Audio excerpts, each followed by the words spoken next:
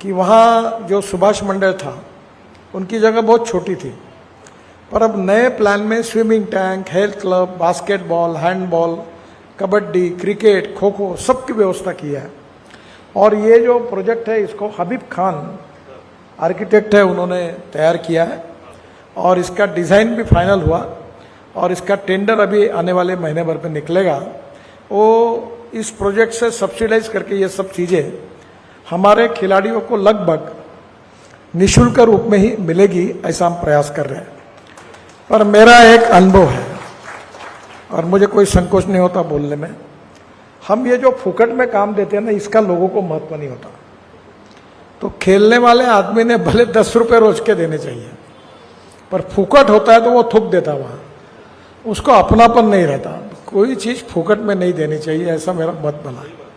तो अभी इसके साथ साथ जो मानकापुर का स्टेडियम है उसका डिज़ाइन गुजरात के एक आर्किटेक्ट ने बनाया, इसने बहुत अच्छे अच्छे डिज़ाइंस किए और उसमें आउटडोर स्टेडियम है, उसके इंडोर स्टेडियम है और वो बहुत अच्छा बना हुआ है। वो जगह भी काफ़ी बड़ी है, वो भी प्लान में है। इसके साथ साथ एक स्कीम अभी मैंने तैयार की है जिसमें रामदासपेट में जो काचीपुरा है वो एक गंदगी बनी हुई है और वहाँ सबके लिए विन विन सिचुएशन करके 750 झोपड़पट्टी वालों को भी घर है, जितने जो काचीपुरा के कच्चे हैं उनके लिए भी व्यवस्था की है, जो किराए से उनके लिए भी व्यवस्था की है, जो किराएदार ने पोर्ट किराएदार रखे उनकी भी व्यवस्था की है।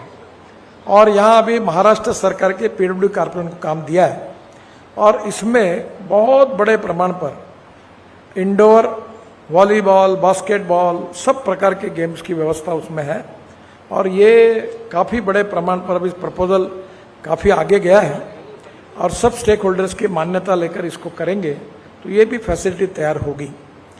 नागपुर में काफ़ी मैदानों पर इसकी व्यवस्था की है और अभी हम agriculture convention centre world level का ये अपने अमरावती रोड पर दाभा में बना रहे हैं और उसमें वसंतराव नाइक जी के नाम से एक 2500 लोग बैठ सकते हैं, ऐसा सुरेश भट्ट जैसा बड़ा ऑडिटोरियम भी वहाँ बना रहे हैं।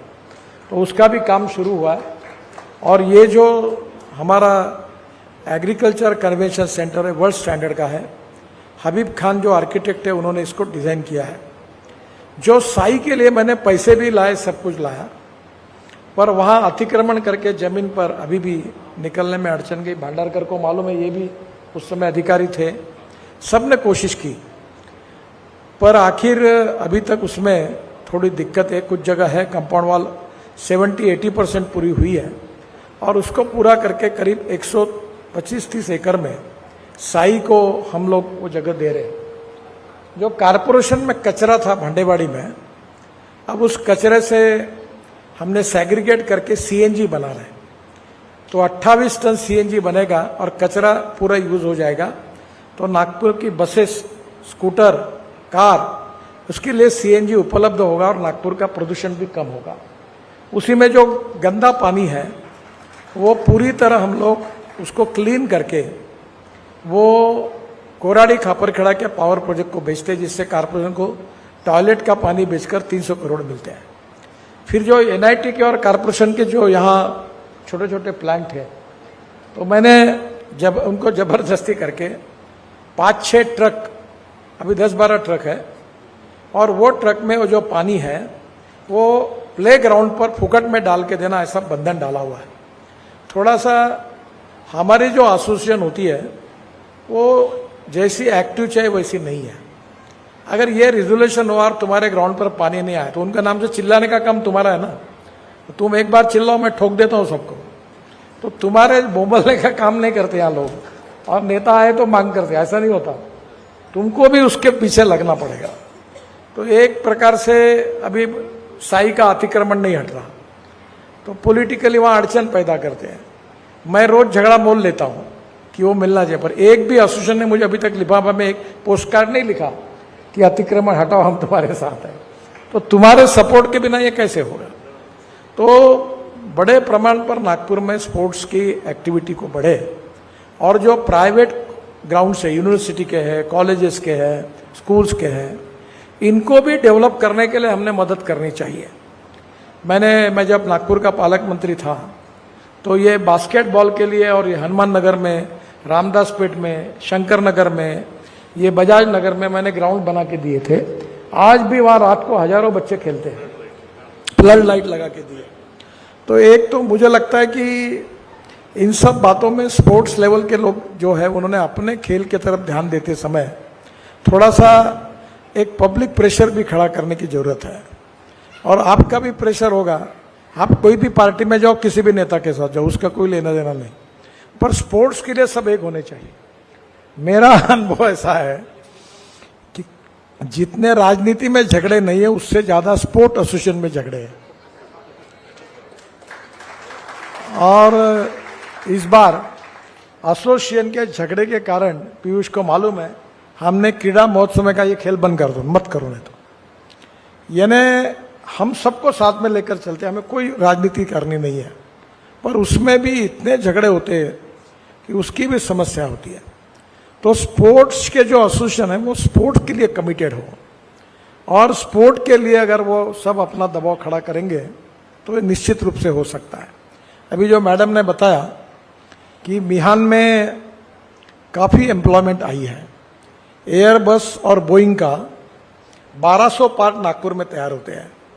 एचसीएल, इन्फोसिस, टेक महिंद्रा, ये जितनी बड़ी बड़े ब्रांड है वो नागपुर में आए हैं, और अभी तक मेरे पास एक एक आदमी को नौकरी लगी इसकी लिस्ट है।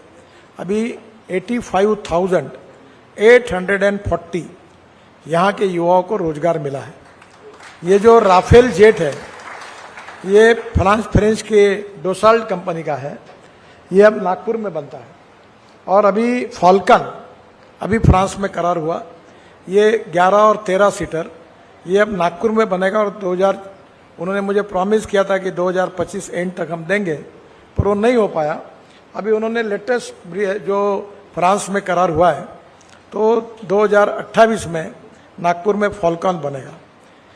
यहाँ एमआरओ आया है, और एमआरओ में अभी एक प्रफुल्ल पटेल जी के लड़के का है, जहाँ इंडिगो के पूरे फ्लाइट्स नागपुर में आती है, एयर इंडिया का है। और जो देश से हवाई जहाज सिंगापुर जाते थे, दुबई जाते थे, वो यहाँ आए और यहाँ के लड़कों को रोजगार मिला है। तो मैं तो इसके पीछे पड़ा हूँ। नागपुर में एजुकेशन के लिए लोग बाहर मुंबई पुणे जाते थे। हमने जो कचरे का डंप यार्ड था वहाँ 110 एकड़ जगह सिम्बोसिस को दी है, और वर्ल्ड लेवल की सिम्बोसिस यूनिवर्सिटी है। उसका डिज़ाइन हाफिज कॉन्ट्रैक्टर ने मेरे मार्गदर्शन में बनाया। मैंने उनको बताया था खराब किया तो तोड़ डालूंगा करके। तो वो ताजमहल जैसी बनी हुई यूनिवर्सिटी है। तो जहाँ कचरा पड़ता था और दुर्गंध था वहाँ 10,000 बच्चे पढ़ रहे हैं, और वो उसमें से 40-50% बच्चे जो पढ़े वो फॉरेन में गए हुए हैं। इतना अच्छा एजुकेशन है।